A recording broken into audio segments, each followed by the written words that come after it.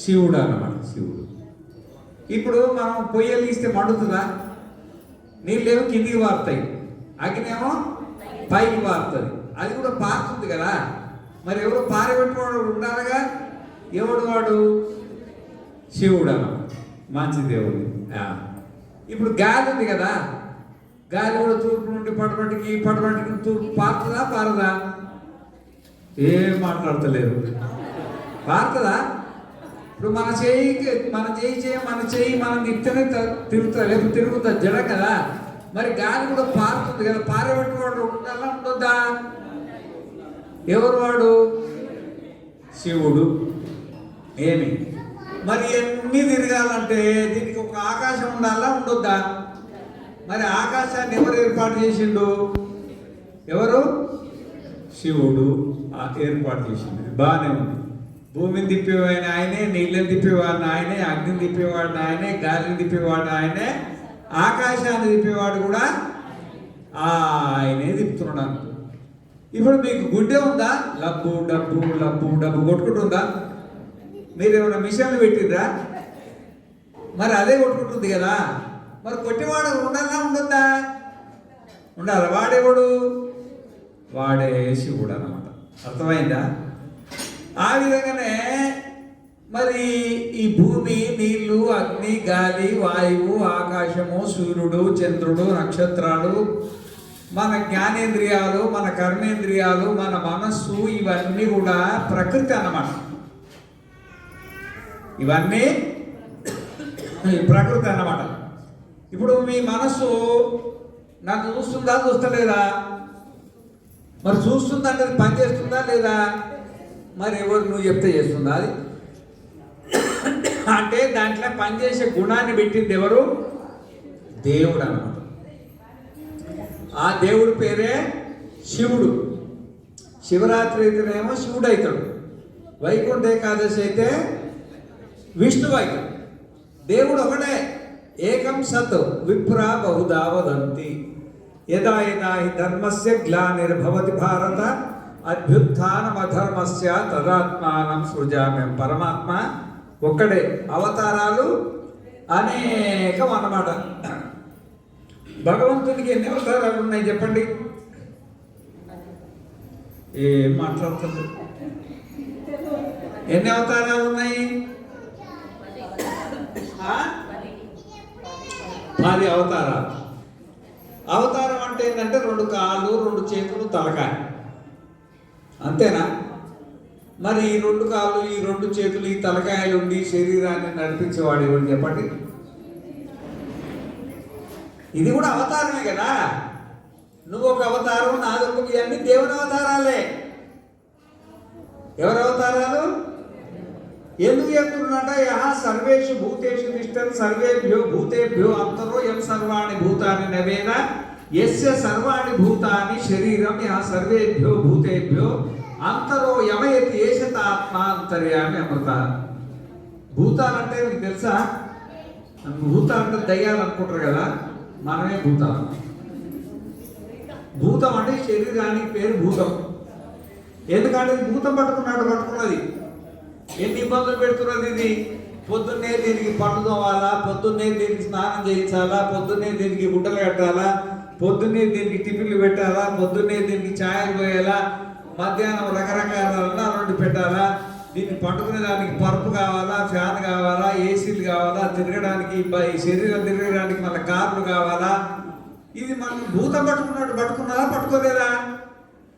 కాబట్టి ఈ శరీరాన్ని భూతం అంటారు. భూతాలు మొత్తం ఎన్ని చెప్పండి? ఎన్ని భూతాలు? 84 లక్షల భూతాలు. ఈ 84 లక్షల భూతాలంటే శరీరాలల్లా ఈ శరీరాలను నడిపించేవాడెవడు? ఈ శరీరం జడ కదా. ఈ శరీరం చచ్చిపోయిన తర్వాత నడుస్తుందా? దీన్ని మోయడానికి ఇప్పుడైతే మనం మోసుకొని తిరుగుతున్నాం, మనకేం అనిపిస్తలేదు.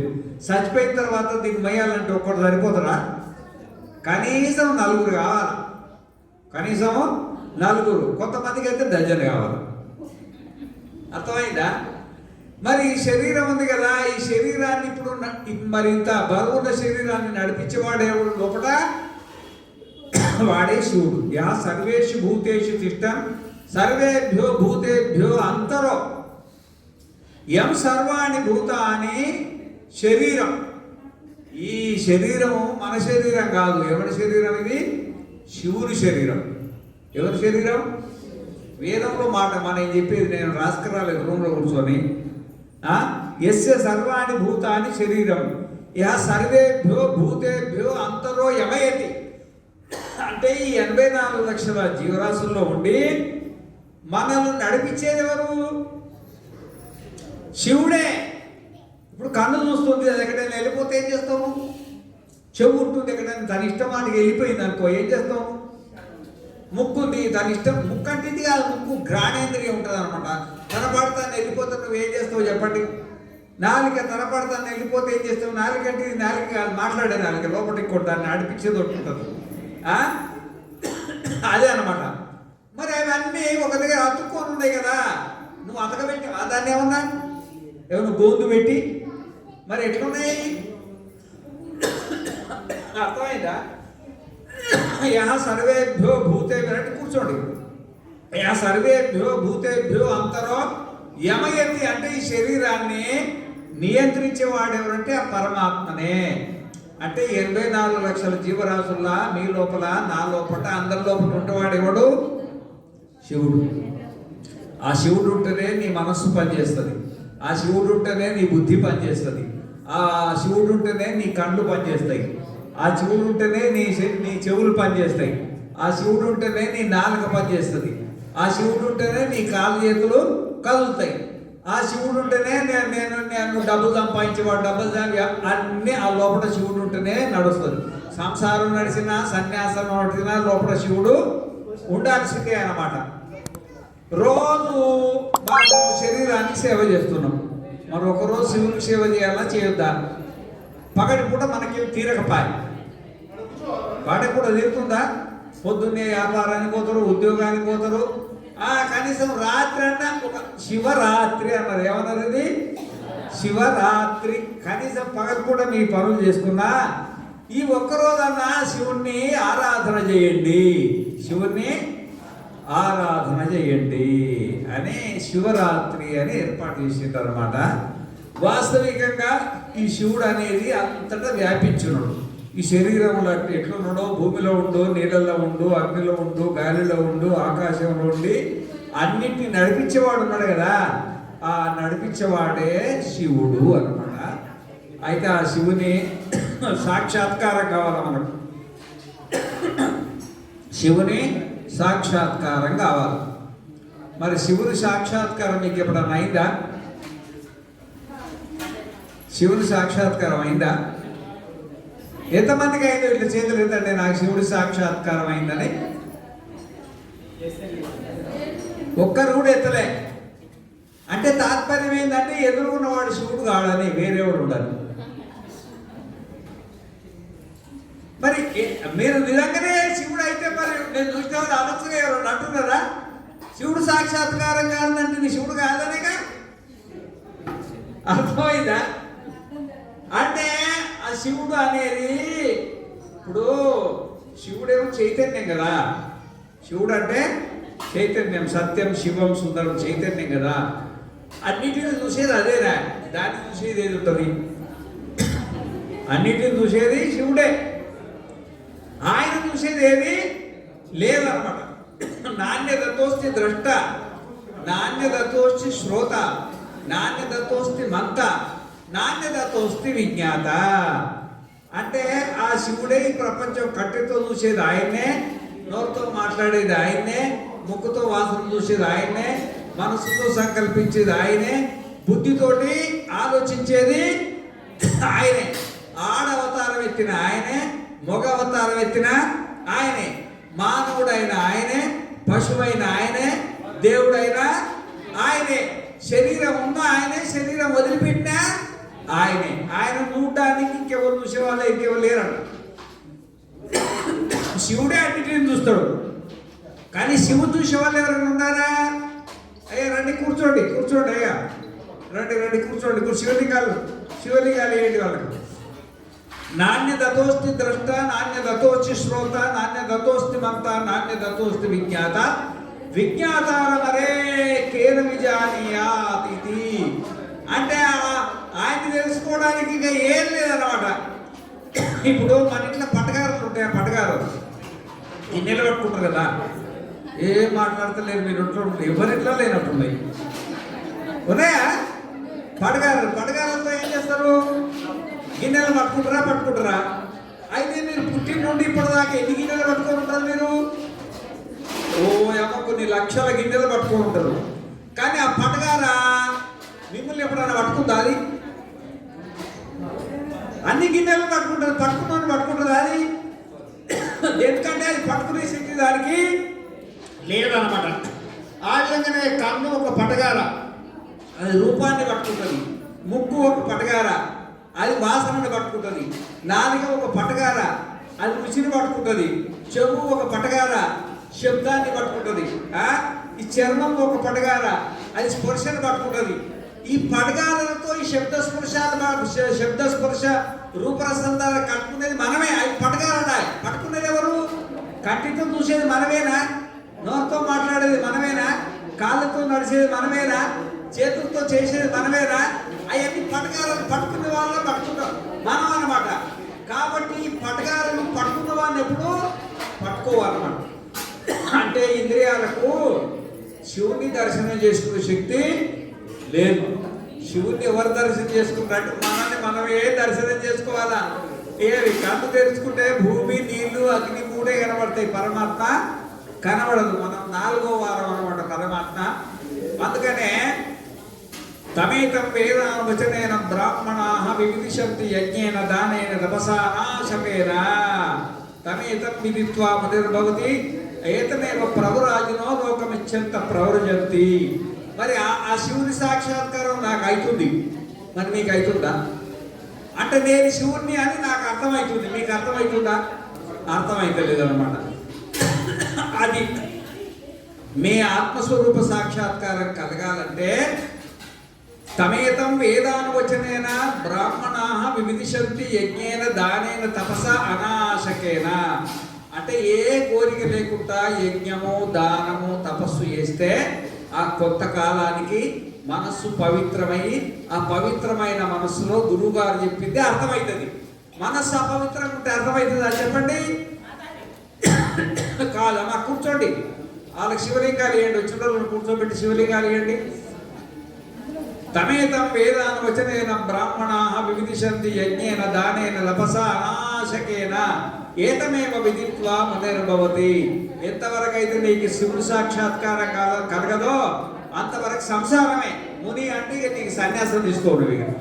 ఓ జన్మ తర్వాత జన్మ, లోకం తర్వాత లోకము. ఎన్నిసార్లు ఆడల్లో అయి పుట్టాను, ఎన్నిసార్లు మొగుళ్ళు అయి పుట్టాలో, ఏమేమో అయి పుడతాం. కానీ మనకు మౌనము అంటే ఈ సంసారం చాలురా దేవుడు అని అనిపించదట. అర్థమైందా? అందుకనే శివుడు అంటే ఎవరంటే మనమే. శివుడు అంటే ఎవరు? మనమే. కానీ నేను శివుణ్ణి అని నువ్వు అంటవా? అమ్మో శివుడు, నేను శివుడిని అయితనా? ఆ శివుడు శ్రీశైలంలో ఉన్నాడు, ఆ శివుడు కేదార్నాథ్లో ఉన్నాడు, ఆ శివుడు ఎక్కడ కాశీ విశ్వనాథులో ఉన్నాడు, ఆ శివుడు విశ్వనాథ క్షేత్రంలో ఉన్నాడు. కానీ దీంట్లో శివుడు ఉంది, ఆ శివుడిని నేనే అహం బ్రహ్మాస్మి అంటే నీకు ధైర్యం ఉందా? ఎంతమందికి ధైర్యం ఉందో చేతులు ఎత్తండి, నేనే శివుడిని అని. ఆ ధైర్యం లేదు. ఎందుకు ఆ మనస్సుకు ధైర్యం లేదంటే ఆ మనస్సులో మైల ఉంది. ఆ మైల పోగొట్టుకోవడానికి పూజలు చేయాలా, అభిషేకం చేయాలా. ఏమి?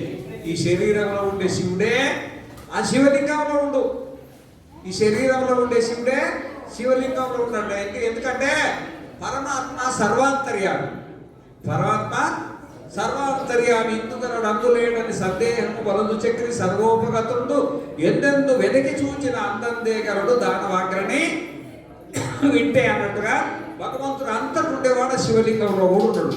కానీ అంతటుండేవాడిని మనం పూజ చేయలేక శివలింగంలో ఉండేవాడిని మనం పూజ చేయగలుగుతాం. శివం ఆవాహయామి, ఆసనం సమర్పయామి, 14 లోకాలను నడిపించే పరమాత్మ ఆ శివలింగంలో ఉండడు. అంతటి ఉండేవాడు దాంట్లో ఉన్నాడు కాబట్టి 14 లోకాలకు అధిపతి పరమాత్మ శివలింగంలో ఉండు. ఓ శివలింగంలో ఉండే ఓ శివుడా, మా మనసులో ఉండే దోషాలు ఉంటాయి. మన మనసులో 3 దోషాలు ఉంటాయి. మలము, విక్షేపము, ఆవరణం అంటారు. ఏమంటారు? మలము కాదు, మలం. మలము, విక్షేపము, ఆవరణం అనండి. మలము, విక్షేపము, ఆవరణము, మలము. ఏమంటలేదు గట్టిగా? మలము, విక్షేపము, ఆవరణము, మలము అంటే ఏదో చెప్పండి.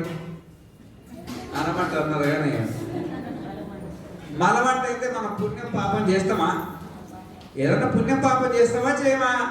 దాన్నే మలం అంటారు. అది ఉంటే మనకు ఆత్మ సాక్షాత్కారం కలగదంట, అంటే శివుని సాక్షాత్కారం. విక్షేపము, విక్షేపం విక్షేపం అంటే కూర్చోండి శివలింగాలు వేయండి వాళ్ళు. ఆ శివలింగాలు తీసుకొని కూర్చోండి అమ్మా. వాళ్ళ శివలింగాలు సప్లై చేయండి. పట్టాలు తక్కువ ఈ లైన్లో రండి, ఈ పక్క లైన్లు ఖాళీగా ఉన్నాయి. కూర్చోండి, అంతా కూర్చోండి. శివలింగాలు తీసుకొని మంచిగా ఇక్కడ ఉన్నాయి, తీసుకోండి అమ్మా. వచ్చి మంచిగా కూర్చోండి. విక్షేపము అంటే చపలం. విక్షేపం అంటే ఏంది? చపలం. మంచిది. దీన్ని ఏమంటారు? జాగ్రత్త అవస్థ. శివలింగం తీసుకోండి, ఇక్కడ ఉన్నాయి తీసుకోండి. ఇప్పుడు దీన్ని ఏమంటారు? జాగ్రత్త అవస్థ అంటారు. దీన్ని ఏమంటారు చెప్పండి? ఏం మాట్లాడతలేదు, ఎవరు లోపల వాళ్ళు. దీన్ని ఏమంటారు? జాగ్రత్త అవస్థ అనండి. జాగ్రత్త అవస్థ. ఇప్పుడు ఈ జాగ్రత్త అవస్థను ఎల్లకాలం ఉంటావా? మళ్ళీ ఏం చేస్తాం? స్వప్నాలకు వెళ్ళిపోతాం. ఇదో దీన్నే విక్షేపం అంటారు, ఇంకోటి ఏం లేదు. జాగ్రత్తలో ఉండొచ్చుగా స్వప్నానికి బాయ్. మళ్ళా పోనీ స్వప్నంలో ఎంతసేపు ఉంటాం? 1 వారం 2 వారాలు ఉంటావా? నిమిషాలు. అర్థమైందా? దాన్నే విక్షేపం. మరి స్వప్నం ఉండొచ్చుగా, ఉన్న సుషుప్తికి పోతాడు వీళ్ళు. ఏంటి పోతాడు? గాఢ నిద్ర ఎత్ర సుప్తో నకంచన కామం కామయతే నకంచన స్వప్నం పశ్యతి తత్ సుషుప్తం సుషుప్తి స్థాన ప్రజ్ఞాన భూత ప్రజ్ఞాన ఘన ఏవ ఆనంద వయోఖ్యానంద భుక్ చేతో ముఖ ప్రాజ్ఞ తృతీయ పాద. 1 సెకండ్. అయినా మరి అసుషుప్తిలో పోదాం. మరి సుషుప్తిలో గాఢ నిద్రలో అత్ర మాత అమాత భవతి పిత అపిత లోక అలోక వేద అవేద దేవ అదేవ అత్రస్తేనో అస్తేనో భవతి భ్రూణ భ్రూణ చాండాలో అచాండాల పౌర్కసో అపౌర్కస శ్రవణో అశ్రవణస్తాపసో అతాపస అనన్వగత పుణ్యేన అనన్వాగత పాపేన తీవ్రోహితదా సర్వాన్ శోకాన్ హృదయస్య భవతి. ఆ సుషుప్తిలో ఏమున్నది? తల్లి గాడు, తండ్రి గాడు, దొంగగాడు, రాజు గాడు, స్వామి సన్యాసి గాడు, గృహస్థుడు కాదు.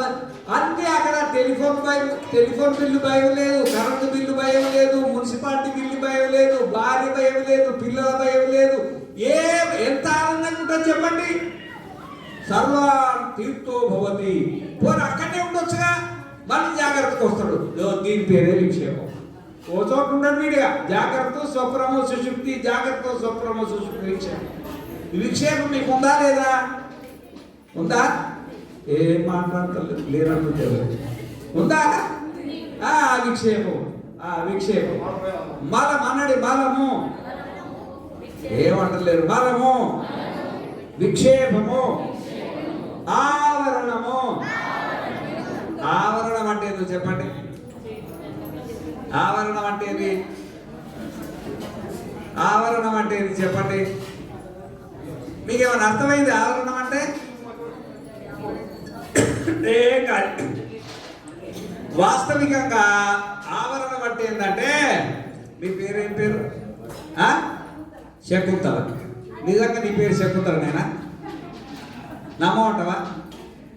ఈ పేరు నీకు కాదు, నీ శరీరాన్ని. నీ అమ్మ నాయన పెట్టి పేరు ఇది. మరి నీ పేరు ఏం పేరు? మరి పేరు లేదని ముందు వచ్చుగా. ఈ శరీరంలో అశరీరం శరీరేసి, శరీరంలో మనం అశరీరం ఒకడు ఉన్నాం, మనం ఆత్మ. అంటే ఇప్పుడు మీకు శరీరం ఉందా? ఒకటి మీకు అందరికి శరీరం ఉందా? ఎందుకంటే ఇంకా 2-3 నిమిషాలు సెట్ కాగానే వదిలిపెడతాం మిమ్మల్ని. నేను బూతులు పట్టుకున్నా. మీకు శరీరం ఉందా? మీ శరీరం ఎట్లుందో మీకు తెలుస్తుందా? ఏదో అద్దంలో చూసుకుంటారా, చూసుకోరా? సరే మంచిదే, మీ శరీరం మీకు తెలవాల్సిందే. మీకు మనసు ఉందా? మీ మనసు ఎట్లుందో మీకు తెలుస్తుందా? కొడుకుని చూస్తే ఎట్లుంటుంది, బిడ్డను చూస్తే ఎట్లుంటుంది, పవన్ చూస్తే ఎట్లుంటుంది, తెలిసిపోదా? తెలిసిపోదా? సరే, నీకు మనసు ఉంది, నీకు శరీరం ఉంది. నీ శరీరం అంటే నీకు తెలుస్తుంది, నీ మనస్సు అంటే నువ్వు తెలుస్తుంది. నువ్వెవరు? నువ్వెవరు? అంత నోరు తెలిసిండు. ఆత్మని. మరి ఇంతకుముందు ఏం పేరు చెప్పినావు? మరి మనం ఆత్మే, కానీ నేను ఆత్మని అనుభవానికి వస్తుందా? అదో ఈ అనుభవానికి రాకపోవడాన్ని ఆవరణము అంటారు. మనం ఆత్మ అయినా కానీ నేను ఆత్మని మనకు అనుభవానికి వస్తలేదు కదా, దాన్ని ఏమంటారు? ఆవరణం అంటారు. ఇవి మూడు మనకున్నాయా లేవా? ఒకటి మలము, ఒకటి విక్షేపము, ఒకటి ఆవరణం. ఈ మూడు దోషాలు ఉంటాయి. ఈ మూడు దోషాలు పోయే వరకు యజ్ఞేనా దానేనా తపస అనాశకేనా అంటే ఏ కోరిక లేకుండా యజ్ఞం చేయాలంటే మీరు చేసేది ఏంటంటే దేవ పూజ. ఏమంటారు దీన్ని? దేవ పూజను యజ్ఞం అంటారు. దేవ పూజను ఏమంటారు? ఇంకా చాలా ఉన్నాయి దాంట్లో ఇది ద్రవ్య యజ్ఞం అంటారు. ఏమంటారు దీన్ని? భగవద్గీతలో ద్రవ్యయజ్ఞ, ద్రవ్యయజ్ఞ, తపోయజ్ఞ, యోగయజ్ఞ అని చెప్పింది కదా. ద్రవ్యయజ్ఞం అంటే ఏంటి? ఇప్పుడు మీ ఎదురుగా కూర్చున్నాయన్నీ ఏంటి? ఆ వస్తువులన్నీ ఆ ద్రవ్యాలను భగవంతునికి సమర్పిస్తాం కదా, దాని పేరే ద్రవ్యయజ్ఞం. తోటే కాదు, మనం యజ్ఞగుండం వేస్తే అది ద్రవ్యయజ్ఞం. ఇది కూడా అదెంత, ఆ యజ్ఞం చేస్తే ఎంత పుణ్యం వస్తుందో ఈ పూజ చేస్తే కూడా అంతే పుణ్యం వస్తుంది. కాబట్టి ఆ సర్వాంతర్యాన్ని మనం ఆత్మైన మనకు ఆత్మజ్ఞానం లేనందున మన ఆత్మజ్ఞానం కలగాలంటే తమేతం వేదాన్ని వచ్చనేనా ఆ వేదం చెప్పిన మార్గంలో యజ్ఞము, దానము, తపస్సు చేసుకోవాలి. అది కూడా ఏ కోరిక లేకుండా ఇట్లా కొన్ని జన్మలు చేయాలి. కొన్ని జన్మలు చేస్తే అప్పుడు మనకు గురువు గారు నువ్వు ఆత్మ అని చెప్తే నేను ఆత్మ అని నీకు అర్థమవుతుంది అనమాట. నువ్వు శివుడివి అని చెప్తే నేను శివుడిని, అహం బ్రహ్మాస్మి అయింది. ఇప్పుడు నేను శివుడు అంటే మీకు అర్థమవుతుందా? కాదు. నేను నా పేరు సుశీల, నా పేరు బెండకాయ, నా పేరు బీరకాయ ఏ ఉంటాయి తప్ప నేను ఆత్మని అనుభవం కలగదనమాట. అందుకని ఈ పూజలు మన పెద్దవాళ్ళు మనకి ఏర్పాటు చేసిండ్రు. అంతకున్నవాడు శివలింగంలో కూడా 14 లోకాలను ఏలే అధిపతి పరమాత్మ ఉన్నాడు కదా, ఆ పరమాత్మ శివలింగంలో ఉన్నాడు. ఆయన కళ్ళు లేకుండా చూస్తాడు, నోరు లేకుండా మాట్లాడతాడు, చెవులు లేకుండా వింటాడు. ఆయనకు అంత పవర్ ఉందన్నమాట.